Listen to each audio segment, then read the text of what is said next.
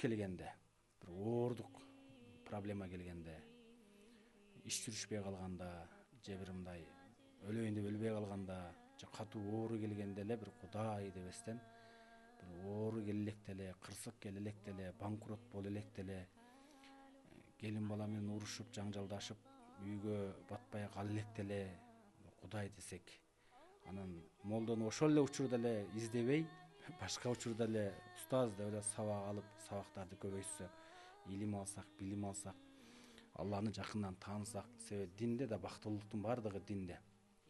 Жараткан Аллам өзү айтып атпайбы? Бактылуулуктун баардыгын мен толук динге гана койдум депчи. Динди жакындан тааныса, жашоосуна алып келген болсо, ал эч кимге кыянат кылбайт. Себеби эмнеге? Мени Алла көрүп турат деген сезим болот.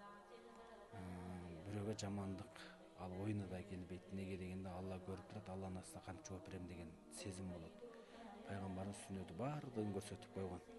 Менин немем ушул болгон да, ушул нерсени биздин мигранттар, ушу мекендештер ушуну жетсе, ушул укса, үй бүлөдө мисалы канча акча тапсаң деле, канча бизнесиң күчтүү болсо деле, үйүңдө тынчтык болбосо, жүрөктө тынчтык болбосо, ол оборотуң эч нерсе кыла албай калат. Ошого финансовый маселе жагындагы үй бүлөнү дагы жакшы карап, муктаждыктарын бүтүрүш бул ар бир эркектин, ар бир атанын милдети. Ошого мен эми муну кылып аткан нерсемди дин менен, илим менен абройду салып, өз кызыкчылыгына жумшаганды мен жаман көрөм өзү негизи.